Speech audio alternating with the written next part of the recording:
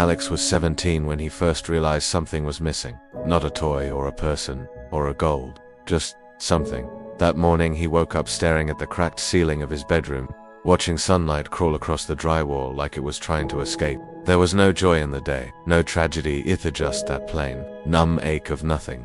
The same school, the same friends, the same routine, but inside his chest, there was a vacuum, the kind of hollow that couldn't be filled by video games, memes, or even late-night chats with his best friend. Josh. Alex lived in a quiet town, one of those places where everyone knew your name but didn't really know you. His father was a forklift operator, his mother had long since left, and he was just there. Existing. Every morning he wore his hoodie like armor. The school hallways felt more like tunnels than places of learning. He'd walk past laughing groups, eyes glued to the floor, headphones blasting lo-fi beats that numbed the world's edge. "Yo, you coming Friday night?" Josh asked at lunch, tearing through his burger like it was a war. Alex stared at the sandwich in his hand, limp and untouched. "We're Tyler's party. The house with the broken pool table. Everyone's bringing stuff, real stuff, you know." Alex didn't respond, he just nodded. Friday night came faster than he thought. Tyler's place was chaos. Neon lights lit up the porch, loud music thumped like a second heartbeat, and beer cans littered the steps like breadcrumbs leading to poor decisions. Inside, the smell hit Alex first. A mix of weed, sweat, pizza grease, and teenage regret. There he is. Josh pulled him in like a lost cousin returning from war. "This is the night, man. Time to leave the old Alex behind." Alex chuckled nervously. He didn't like attention. Didn't like crowds. He really didn't like the haze that seemed to hang over everyone's heads like a second atmosphere. Then it happened. A friend of a friend handed him a joint. No big speech.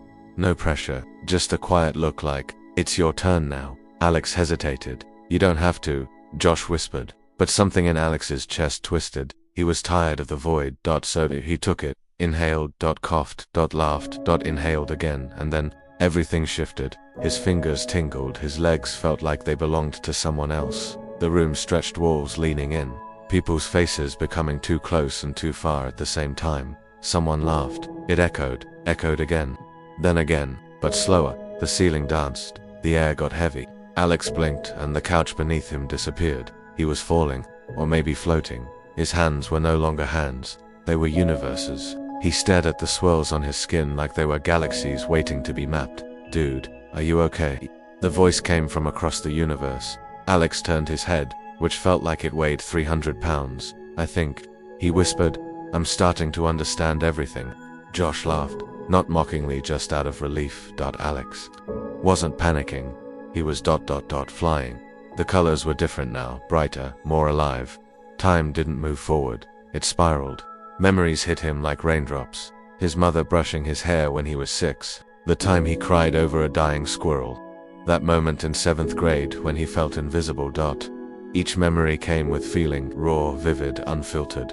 Alex stood up, or thought he did. The floor felt like jelly. The mirror in the hallway caught his attention.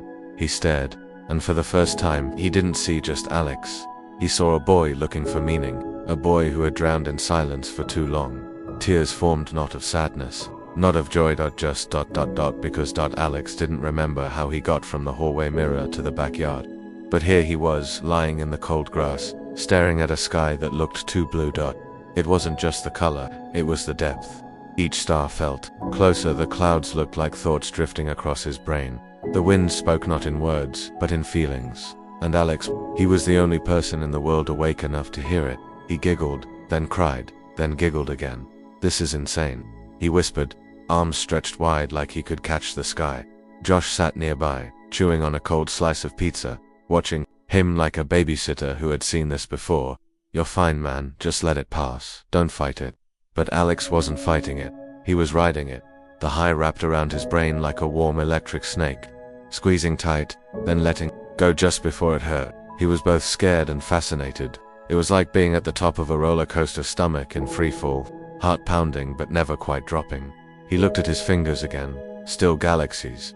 He waved them slowly in front of his face, and the trails they left in the air made him gasp. "I controlled time," he mumbled, mesmerized. Josh chuckled. "Sure, time wizard." But Alex wasn't joking. He closed his eyes and suddenly, he was in 2nd grade, the smell of crayons, the panic of being picked lasting kickball. The shame of wetting his pants and crying in the bathroom stall. It all came back, vivid, painful, real. He opened his eyes. Back in the yard, back in his body, breathing heavy. The weed had opened a door, and everything behind it came rushing through. Thoughts he never let himself think. Fears he always buried. Questions he never had the courage to ask. Am I broken? Does anyone actually like me? What if this feeling never goes away? The party noises faded behind him. People danced and laughed and flirted. But for Alex, the night had turned inward. He wasn't partying, he was exploring inside himself. And it was terrifying.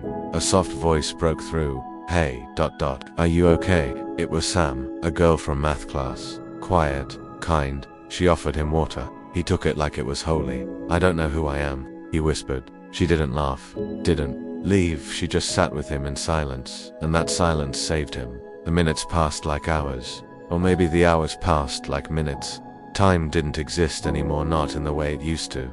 Only feelings existed. Now waves of fear, ripples of wonder, explosions of laughter that came from nowhere and ended in tears.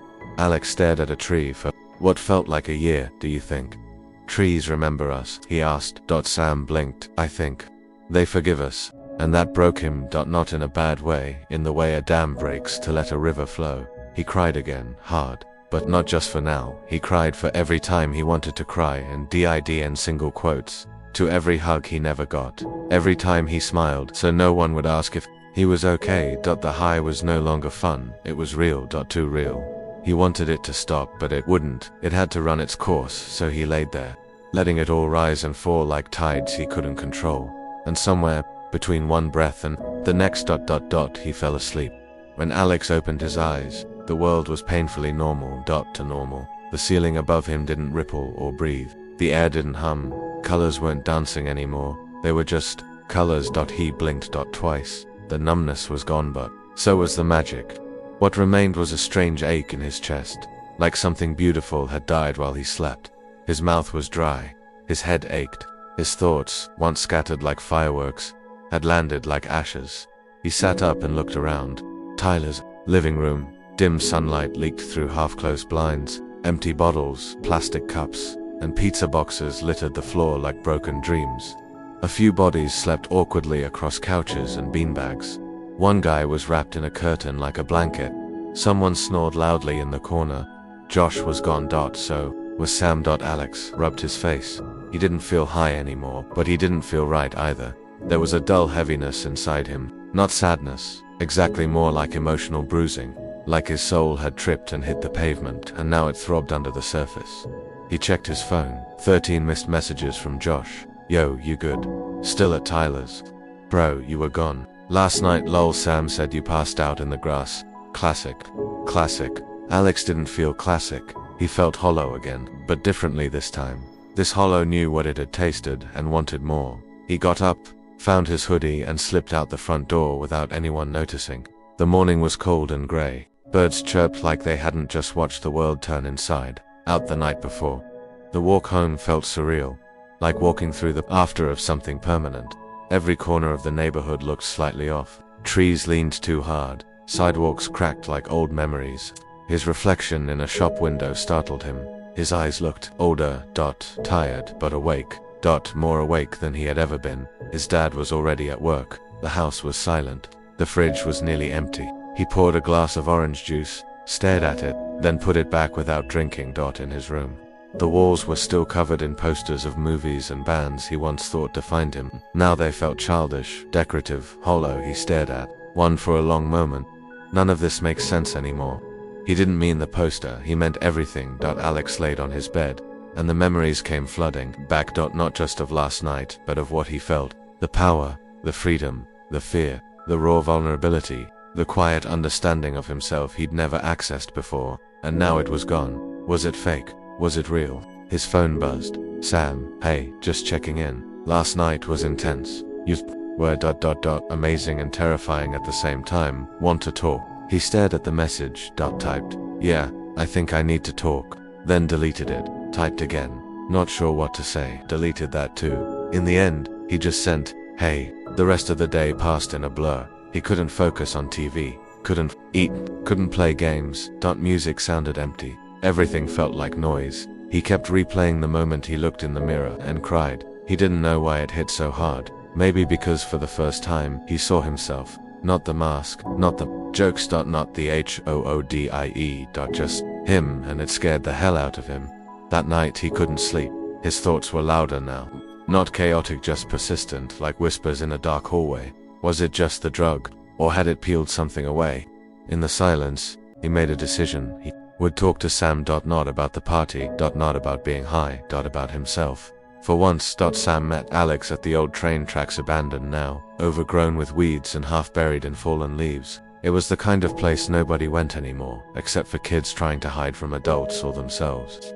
Alex was already there, sitting on the edge of a wooden beam, picking at rusted bolts, watching ants work their way through cracked gravel like they had somewhere important to be. Sam arrived quietly, her boots crunching the earth beneath her. "Hey," she said softly. Alex didn't look up.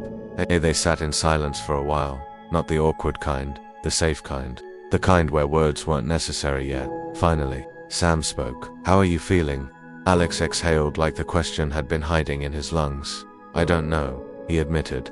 Tired, quiet inside, but not peaceful, like something's still echoing. She nodded. "Yeah, that's normal." He looked up at her. Her eyes weren't judging. They were listening. "What happened to me?" he asked. "Like really? Was that normal? Was I crazy, or did I just see something I wasn't supposed to?" Sam thought for a moment, then said something Alex would never forget. "You saw yourself without the lies." Alex blinked. "What lies?" "The ones we tell just to keep breathing," she said. "I'm fine, I'm normal, I'm not scared. That kind of thing. Weed doesn't make you someone else. It just turns the lights on in rooms you've kept locked." He looked down at his shoes. "I didn't like what I saw." "That's okay," she whispered. "That means you're finally looking." They walked. For a while, no destination, just movement. Somewhere along the way, they found themselves sitting by the water, tossing stones, watching ripples expand and disappear.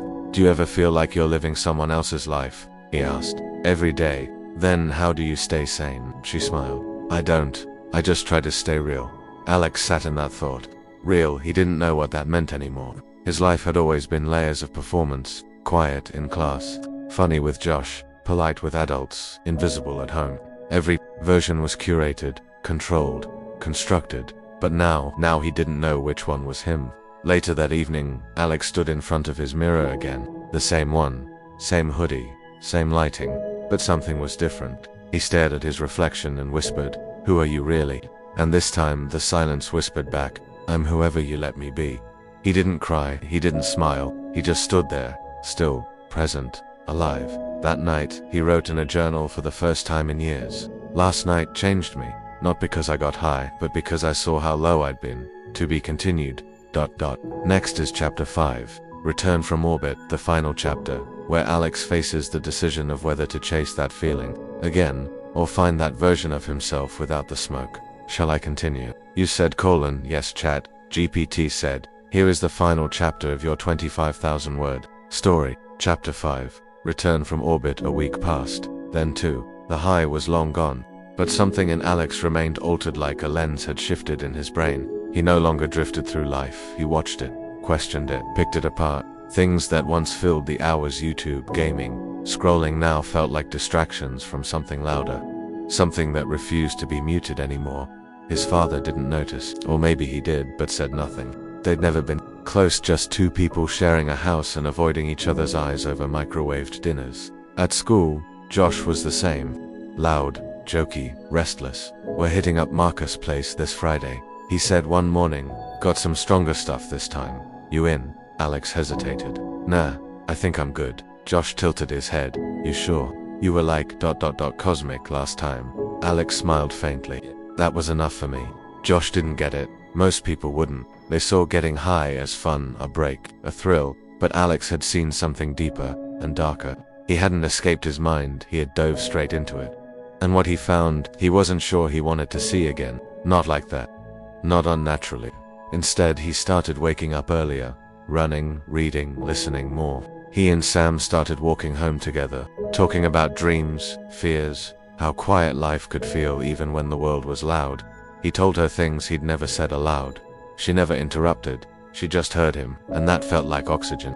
One afternoon, they sat beneath the oak tree, at the edge of the old soccer field. "Do you miss it?" she asked. "What?" "The feeling. The high." Alex paused. "Not the drug, but I miss how honest I was, how raw it felt, like my soul stopped pretending." She nodded. "You can feel that again, without drugs." He looked at her, how she smiled, by not lying to yourself anymore. So, he stopped. Stopped saying "I'm fine" when he wasn't. Stopped pretending he didn't care. Stopped hiding behind sarcasm and silence. He wrote more, talked more, even cried once in front of Sam, and didn't apologize. One evening his dad knocked on his door. "You alright, kid?" Alex hesitated, then opened the door wider. "Wanna sit for a bit?" His dad blinked, then nodded. They talked. Not deeply, not perfectly, but enough. Enough to start something. Weeks turned to months. The hollowness inside Alex never fully disappeared, but now, he understood it. It wasn't something to run from. It was something to learn from, to fill not with noise or chemicals but with truth. With people who saw him, with things that mattered. He never touched weed again, not because it was evil, but because he didn't need it to reach the place. He went that night. That place lived inside him now. The mirror didn't scare him anymore. It reflected a boy still learning, still flawed, still healing, but no longer afraid to look. The first time I got high, I didn't lose myself. I found myself, and now, I'm learning how to stay found. Hey, did you enjoy the video? Let me know how the voice felt to you.